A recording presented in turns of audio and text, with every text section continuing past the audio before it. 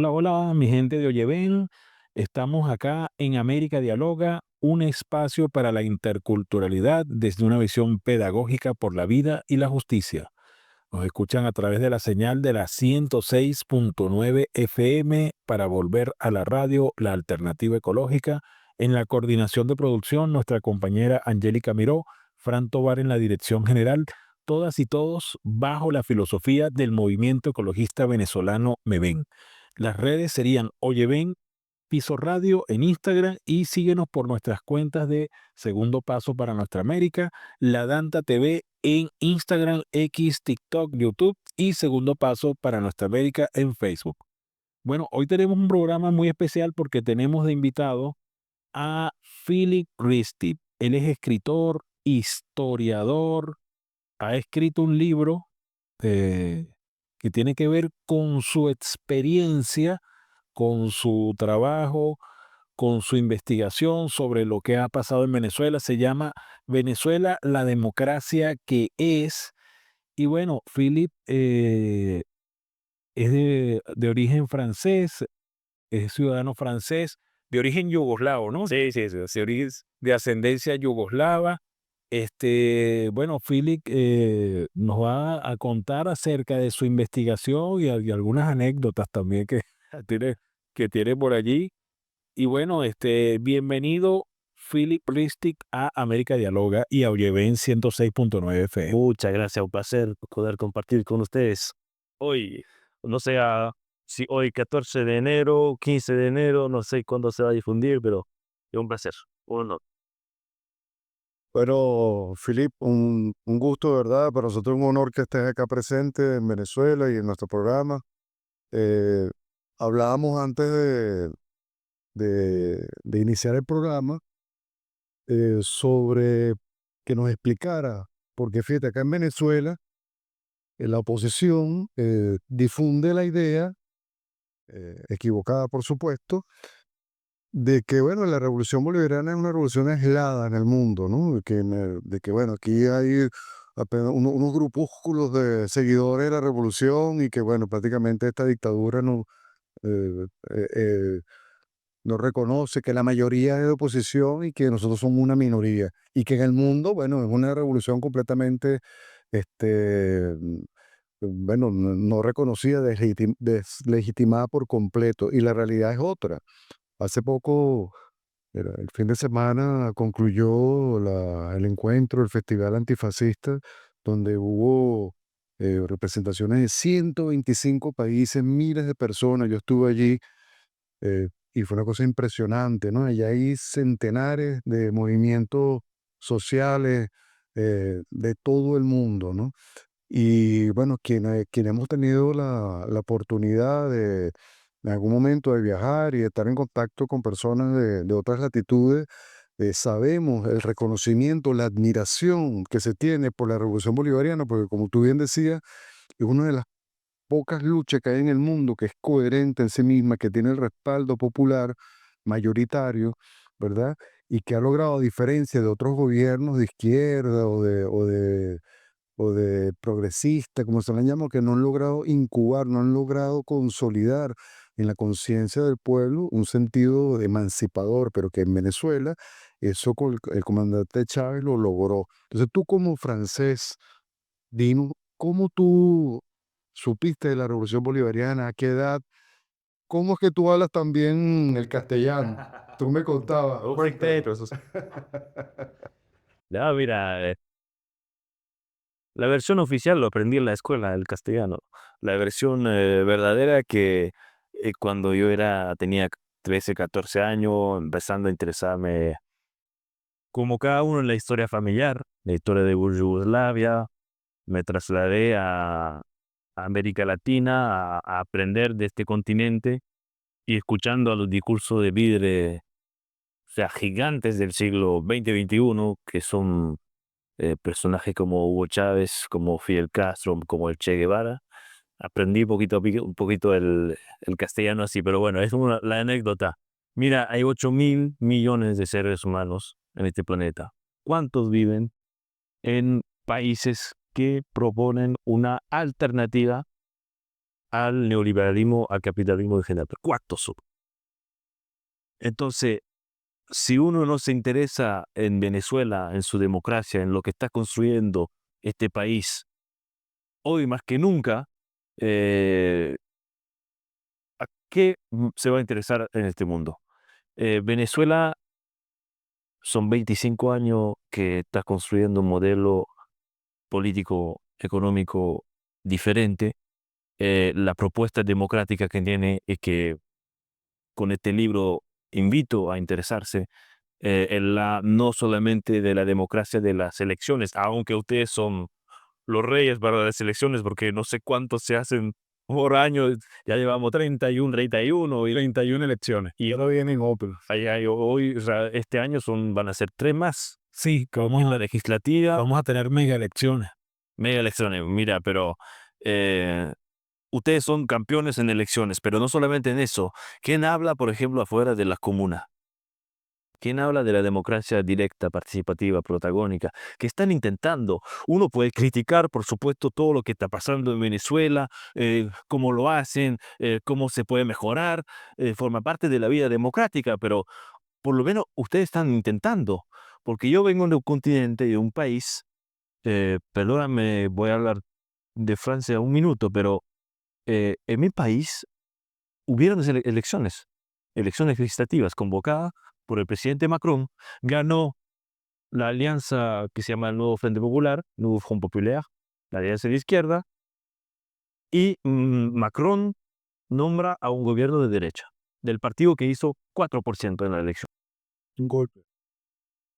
Esa es la democracia que da elecciones, porque el mismo Macron hace unos días hace un comunicado donde dice, sostuvo en la llamada con María Corina Machado y Edmundo González, la voluntad del pueblo venezolano debe de respetarse. El mismo que no respetó la voluntad del pueblo francés. Y ese es el modelo que se nos quiere imponer, ¿no? El modelo Local, democrático. este modelo que hace crecer al odio, a la violencia, a la extrema derecha, porque hay que llamarla así. La extrema derecha son básicamente dos cosas: la negación de la igualdad humana y el uso de la violencia en la política.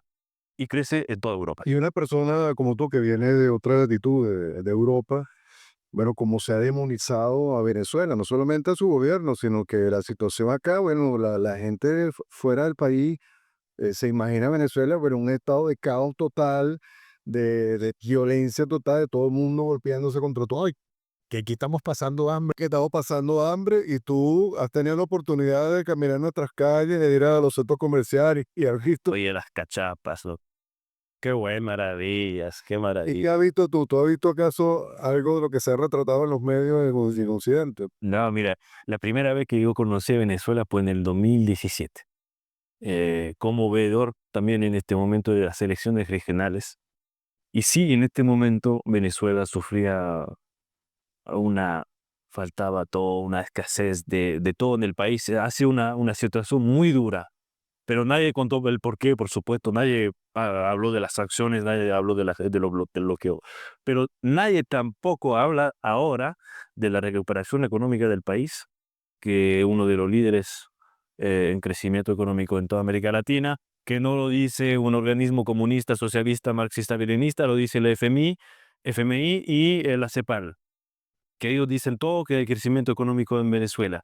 Ustedes hacen una cosa maravillosa que no se logró hacer ni con Chávez, ni con los anteriores de Chávez, que es salir poco a poco de la dependencia del petróleo, eh, entre otras cosas, en el tema de alimentos. La diversificación. Producción de alimentos. Nosotros en Francia pasamos de producir el 100% de los alimentos en Francia a ahora estamos bajo del 50%. Importamos de Ucrania, importamos de todos los países.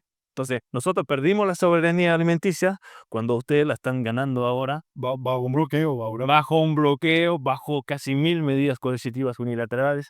Entonces, felicidades, porque esto es una cosa impresionante. Mira, ahí te tengo unos ejemplos de lo que se dice de Venezuela en la prensa europea.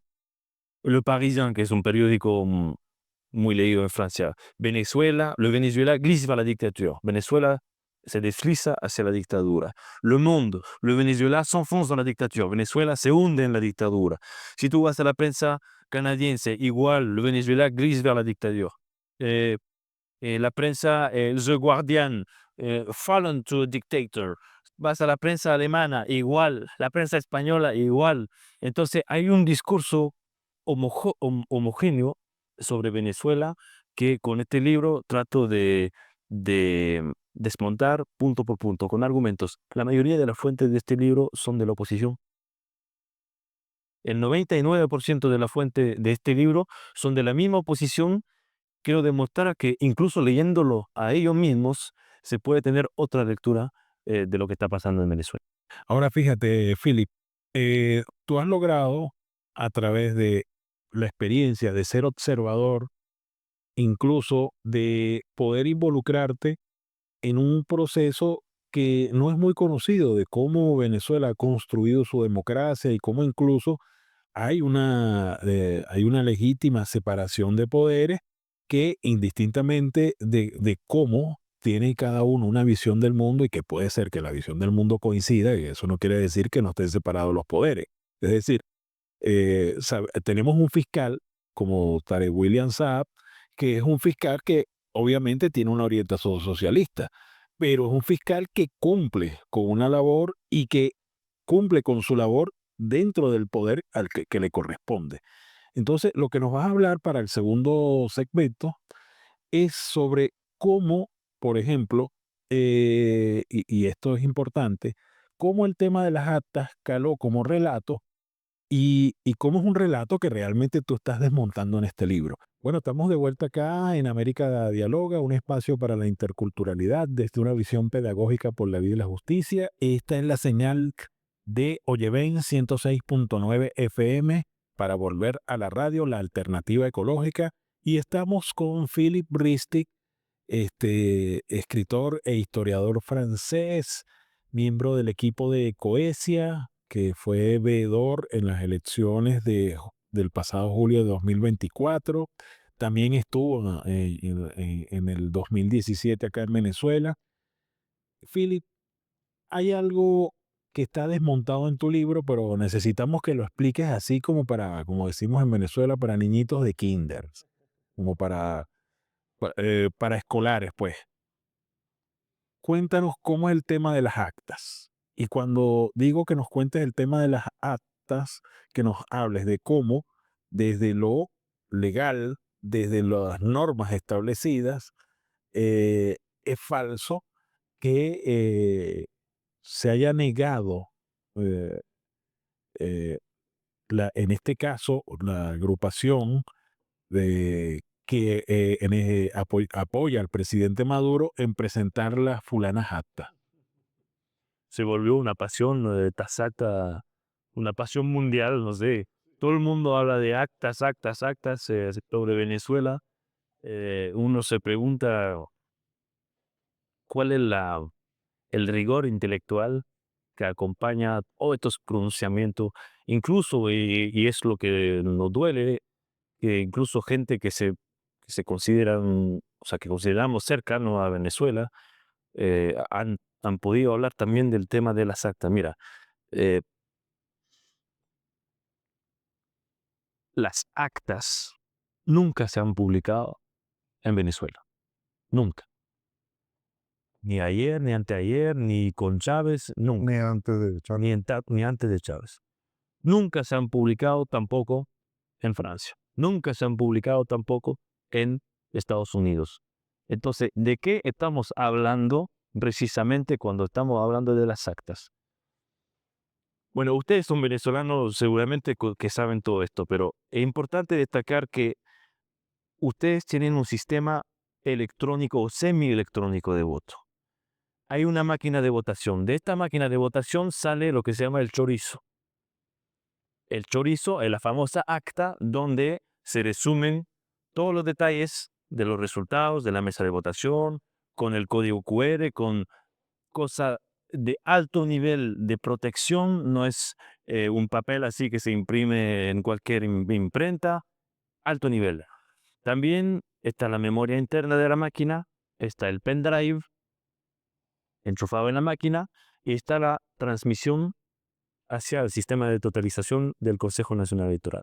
Bueno, estas tres otras garantías nadie habla. El sistema de transmisión lo han hackeado, por eso tardó un poco el resultado. Pero hay otros soportes que son los tres más y que nadie se interesó. Las actas, los chorizos. Usted tiene el derecho en la ley venezolana a reclamar las actas para comparar si usted que tiene la acta del centro de votación corresponde a las del CNE, corresponde a las que salieron en los resultados oficiales. Si usted tiene una duda sobre la elección, va al CNE o va a la sala electoral del Tribunal Supremo de Justicia y así puede reclamar o apelar el resultado. ¿Quién lo hizo? ¿Quién lo hizo? Nadie. El presidente Nicolás Maduro. Pero de la oposición ninguno dio el paso legal, sino que inmediatamente se lanzaron a los medios a cantar. Entonces, o sea, la ley les conviene solamente cuando les favorece. Eso no puede ser. Si Venezuela es un Estado de derecho, entonces la ley se aplica para todo el mundo de la igual manera. Entonces, si el presidente Maduro quiere reclamar las actas, y las reclamó porque se fue al Tribunal Supremo de Justicia, dijo, bueno, que todo el mundo ponga sus actas en la mesa y vamos a comparar y vamos a averiguar. ¿Y quién no vino? El único candidato que no vino fue el candidato vencedor que acusa un fraude electoral. Eso es muy, muy poco serio, muy poco serio. Y ahora, ¿dónde están las actas? Están en el Banco de Panamá, en una maleta que nos da mucha risa porque los observadores y todo lo que estábamos ahí sabemos muy bien que no caben las actas en una maletita así de más de 30.000 centros de votaciones de todo el país. Entonces, eh, por favor, un poquito de rigor y hay leyes en Venezuela, hay una constitución en Venezuela. Usted no puede estar de acuerdo con tal o tal cosa, pero no puede borrar 25 años de no solamente de revolución, sino de evolución del Estado de Derecho, de evolución de las leyes y de construcción de un sistema que es mucho más democrático, además, que otros países, porque, a ver, va a venir, yo puedo venir como francés a criticar que el CNE sea cercano al Poder Ejecutivo en Venezuela, pero ustedes saben quién organiza las elecciones en Francia. Es el mismo Ministerio del Interior. O sea, no es un poder aparte. Es el mismo poder ejecutivo que organiza, que da los resultados. Ustedes son mucho más avanzados que nosotros porque ustedes tienen un poder autónomo que muy pocos países lo tienen o tienen organismos electorales adjuntos, pero ustedes tienen un poder autónomo electoral, tienen un organismo que se encarga de las elecciones, que es que no sale de la nada. Los rectores principales son 5, son elegidos por la Asamblea Nacional a los 2/3, lo que implica normalmente que la oposición también sea parte de este nombramiento. De hecho, de los 5 hay 2 que son de la oposición, uno muy cercano a María Corina Machado, el otro tema también. Entonces, ¿de qué estamos hablando? ¿De qué estamos hablando con este tema? Yo y los invito, los que nos escuchan y nos miran ahora, a volver al rigor intelectual que nos impone Venezuela, porque Venezuela no solamente hizo una elección, pero la hizo de manera exitosa y con un modelo del cual deberíamos inspirarnos en lugar de solamente criticar y apuntar hacia elementos que no tienen sentidos. Filip, háblanos del Centro de Cooperación Internacional Coesia. Mira, Coesia produce este libro, es el segundo libro que producimos. Hicimos uno sobre el agua como bien común en Colombia también. Este es el segundo de una, ojalá larga vida de lo que se llama los cuadernos de Coesia. Y Coesia es un centro de cooperación internacional que tiene como objetivo hermandad, hacer lazos entre los pueblos, no solamente entre Europa y América Latina, sino también entre América Latina y África y Asia, construyendo, bueno, otra visión del mundo que no sea la del egoísmo, la del individualismo, la en fin, de los valores del neoliberalismo que domina actualmente en el mundo. Y esta organización, por ejemplo, tiene claro cómo en Occidente se ha también demonizado a corrientes o a revoluciones, hablando de revoluciones, pero estamos hablando de países emancipadores que tienen proyectos disruptivos exitosos, consolidados, como la Revolución Islámica de Irán. cómo se ha demonizado la revolución islámica de Irán, cómo se ha demonizado el Islam. Tú que vienes de Europa y donde hay poblaciones importantes de migrantes desde muchas décadas atrás, no solamente en esta crisis del siglo XX-XXI, sino desde mucho antes, por las colonias que ha tenido precisamente Francia, ¿no?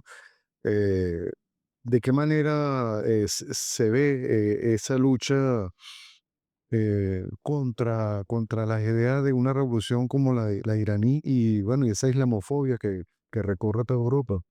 Mira, el racismo en Europa hacia los negros, los árabes, los musulmanes. Yo tengo la suerte, yo soy hijo de inmigrante también, pero tengo la suerte de tener el buen color de piel y la buena religión o no religión, porque si usted hoy en día es musulmán en Francia, por ejemplo, significa eh, mucho más dificultades para tener empleo, mucho más dificultades para acceder a cualquier cargo público.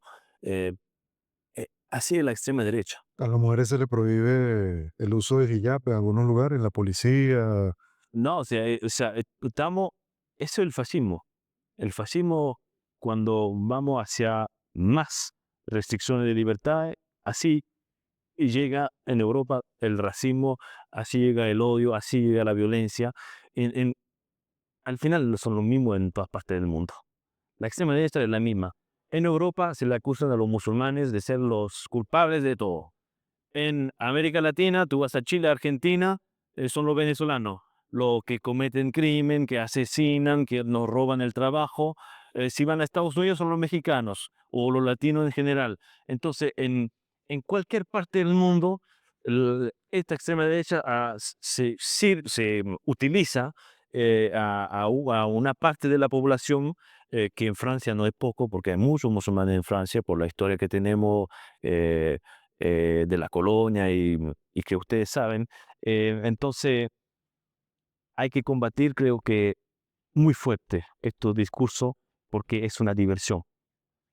Estos discursos sirven para que miremos hacia el otro, odiar al otro, a mi vecino, pero en realidad nunca se cuestiona, cuando se habla del musulmán, nunca se cuestiona el poder de la oligarquía en Europa, nunca se cuestiona el hecho de que 9 multimillonarios poseen el 90% de la prensa en Francia, por ejemplo, nunca se, etcétera, etcétera, etcétera. Es para desviar la atención todo eso. Claro, ahora fíjate, Philip, ahora que has mencionado el tema del extremismo que se está, digamos, apoderando, está, como decía Mar, bueno, ya es un fantasma que está recorriendo, en este caso, Europa y el mundo también, ¿no? Eh, Nosotros hemos sido muy atacados por el sionismo. Incluso hemos sido tan atacados que tenemos un sector de la oposición que está afiliado al sionismo, que es el caso de María Corina Machado. Nos gustaría que para el próximo y último segmento nos hables un poco acerca de tu visión sobre eso, sobre cómo es posible que el sionismo en Venezuela tenga, a pesar de que tenemos al gobierno revolucionario, que tenemos al gobierno bolivariano en el poder, cómo esa presencia del sionismo en Venezuela eh, es un peligro, tal como en este momento lo es en Argentina, ¿no? Bueno, estamos acá en América Dialoga, un espacio para la interculturalidad desde una visión pedagógica por la vida y la justicia. Esto es Oyeven 106.9 FM para volver a la radio, la alternativa ecológica. Y tenemos como invitado a Philip Priestley, que nos ha compartido, bueno, sus investigaciones, su visión sobre la realidad venezolana que en el exterior se ve de una manera y él, bueno, ha logrado a través de su investigación, a través de todo su trabajo intelectual, desmontar esos relatos hegemónicos. Fíjate, hay algo que nos gustaría que nos compartieras sobre cómo el sionismo es un peligro en el mundo, en este caso Venezuela, Argentina y bueno, también en otras regiones de, de nuestra América. O sea, ¿qué nos puedes decir al respecto?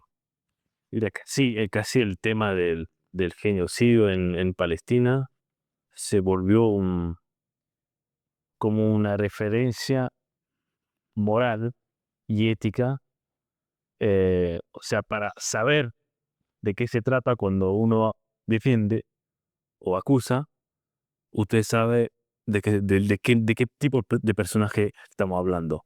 Cuando uno ve a Milei, cuando uno ve a la propia lideresa de la oposición de aquí, de la oposición de extrema derecha, apoyar, hacer acuerdos de cooperación con el Estado de Israel, con Netanyahu,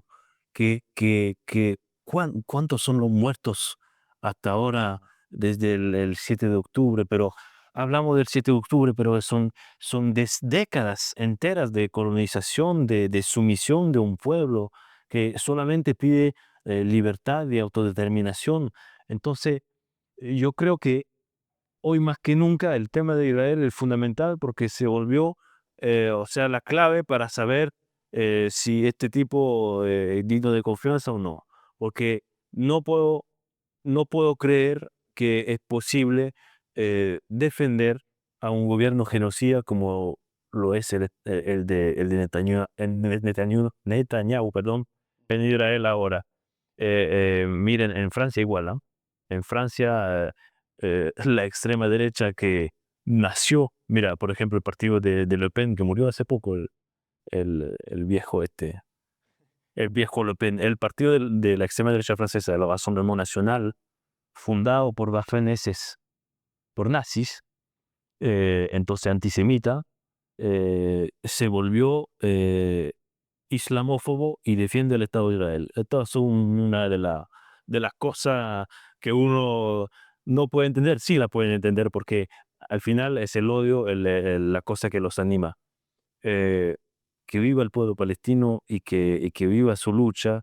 Van a ser tiempos muy difíciles, además con Trump, que un gran apoyo de Israel, lamentablemente, pero tenemos que seguir. No duden en movilizarse, porque la movilización internacional de los propios pueblos, no solamente de los gobiernos, siempre sirve, y creo que el pueblo palestino lo necesita hoy más que nunca. Mira, Felipe, acá en América Latina, sobre todo en Venezuela, la oposición, la derecha siempre le ha inculcado a la gente, sobre todo en la Cuarta República, de que lo que ocurre más allá de Venezuela, en latitudes como en Asia Occidental, por ejemplo, donde había bueno, conflictos desde la creación precisamente del Estado sionista de Israel y mucho antes con las colonias europeas, que eso es algo ajeno a Venezuela por lo distante, ¿no? Hay más de 12.000 kilómetros de aquella, y se nos hace creer que eso, lo que sucede allá, no tiene que ver nada con nosotros, y resulta que son los mismos enemigos nuestros. La gente cree que el sionismo es algo que tiene efecto y consecuencias allá en Palestina y en la zona del Asia Occidental, y están equivocados. El sionismo es un fascismo que recorre el mundo entero y que durante décadas, desde mucho antes de la creación del Estado ilegítimo, del Estado sionista de Israel, ha estado por distintos medios comerciales, económicos, propagandísticos, culturales, de entretenimiento, pues abarcando y penetrando el mundo entero, teniendo lugar en el mundo entero. Acá en Venezuela, como bien lo decía Ricardo, pues eh, está representado por María Corina Machado y Edmundo González Urrutia y todas las agrupaciones políticas que le secundan, ¿verdad? Porque eso es algo público y confeso, es decir, hay una carta y hay manifestaciones claras, contundentes de la ligazón, de la relación que hay entre María Corina Machado y el partido Likud de Netanyahu, ¿no? Entonces, no es broma, es decir, nosotros estamos bajo la misma amenaza, es decir, la palestinización puede ocurrir en cualquier lugar del mundo, no solamente en Venezuela. Y algo muy grave cuando tú, por ejemplo, buscas el concepto sionismo, vete tú a la DRAE, al diccionario de la Real Academia de la Lengua Española. Dice, un movimiento político judío, centrado en sus orígenes en la formación de un Estado de Israel y después de la proclamación de este en 1948, en su apoyo y defensa. En ningún lugar vas a encontrar tú en las definiciones académicas que el sionismo es un fascismo. El sionismo es un fascismo histórico, incluso que a pesar de que fue creado en el siglo XIX, se fue concebido como movimiento, ahí empieza el error y el problema y la mentira, el engaño, porque no puede ser un movimiento nacionalista aquel que no tiene nación. El supuesto pueblo judío no existe, y mucho menos como nación y como Estado, ¿no? Dentro de esa moda del siglo XIX de querer formar Estados-nación, pues de manera artificial se creó ese movimiento nacionalista, entre comillas, yo lo subrayo, ¿no? Que el nacionalista no tiene nada. Pero fíjate qué interesante, fue en los años de guerra y entreguerras, al igual que los fascismos europeos, es decir, el de Mussolini, el nazismo alemán y el español, eh, que se crearon en esos años. Bueno, fue en esos años precisamente, si sacamos la cuenta, desde principios del siglo XX, 1917, con la carta, la declaración de Balfour, se consolidó financiera, organizacional y doctrinalmente, y su praxis no fue en Europa, su praxis fue en Asia Occidental, se exportó, fue una invasión colonial trasladada desde Europa allá, y nada, eso no se recoge en ningún documento. Sí, mira, la historia del Estado de Israel, de donde nace, de los intereses que tú cuentas, son muy interesantes. No sé si tenemos mucho tiempo para hablar de ellos, pero quizá un, un, un tema que nos duele mucho es que en Francia hemos hecho una campaña, creo, de las más fuertes en esta parte de Europa en apoyo a Palestina, y nos han acusado de antisemita, de terrorista, cuando uno es de izquierda, o sea, defiende la igualdad humana, no puede ser ni antisemita, ni islamófobo, ni nada de eso, Claro. pero hay una trampa que el antisemitismo creo que hoy en día lo promueve más que nadie, el Estado de Israel. Porque el Estado de Israel, hablando en nombre de los judíos, haciendo lo que hace con el genocidio en Palestina, diciendo que es obra de los judíos, porque ellos supuestamente representan a los judíos, es lo más terrible que puede pasar a los judíos en este mundo, ¿no? Entonces, yo creo que Los palestinos son semitas. sí, claro, o sea, y la misma palabra antisemita la podemos discutir también. Pero mira, la historia, ellos dicen igual, es una trampa decir, por ejemplo, que los judíos siempre han sido perseguidos. Ese es un argumento de la antisemita, decir que los judíos siempre han sido perseguidos. Porque si uno ve la historia mundial, yo soy historiador, me acuerdo ahora de clase que tuve en la universidad sobre la historia del judaísmo, por ejemplo. Y tú ves que mucho más complejo que en el propio mundo musulmán, en el Islam, habían espacios mucho más tolerantes hacia los judíos que en el mundo cristiano occidental, de Europa occidental. Varía entre las épocas, las cosas son mucho más complejas, pero el apoyo al pueblo palestino es el apoyo a una causa que es, creo, una causa justa. Y el sunismo está presente aquí en América Latina, no solo a través de todos los personajes que ya mencionamos, sino Milei es un operador político convencido y militante de la causa sionista, y ahora últimamente ha estado juramentando a su equipo sobre la Torá, que no habría ningún problema en sí mismo, pero sabemos que eso se remite a una pequeña carga ideológica. Pero yo soy más radical, quizás más radical aún en este sentido. Yo creo que se debería, quizás en mi laicismo francés, no se debería juramentar bajo ningún libro sagrado, porque constitución, sí, la constitución del país, por supuesto, las leyes, pero sí, laico, para que todo el mundo se siente integrado y forme parte de la sociedad en la cual vive. Bueno, mira, Philip, ya estamos por finalizar. Agradecemos mucho tu presencia. Mira, los venezolanos agradecemos este trabajo que has hecho de verdad. Es un regalo para... Venezuela, la democracia crees, crónica de la elección presidencial del 2024. Bueno, mira, Escrito casi cada par de... claro, los hechos, como diríamos, escrito en tiempo real, pero bueno, fíjate, así, hemos hablado acá de temas muy importantes y que bueno, probablemente sigamos hablando en el futuro acerca de este tema, que es importante seguir recalcando que en Venezuela tenemos una democracia realmente, primero construida por el propio pueblo y segundo, una democracia auténtica. Hasta la próxima será. Esto es América Dialoga, un espacio para la interculturalidad desde una visión pedagógica por la vida y la justicia. Bueno, en los controles, nuestra compañera Angélica Meró, Fran Tovar en la dirección general, todas y todos bajo la filosofía del movimiento ecologista venezolano Me Ven. Bueno, Ramón, finalizando este programa, seguiremos nosotros trabajando por la democracia. Hasta la próxima.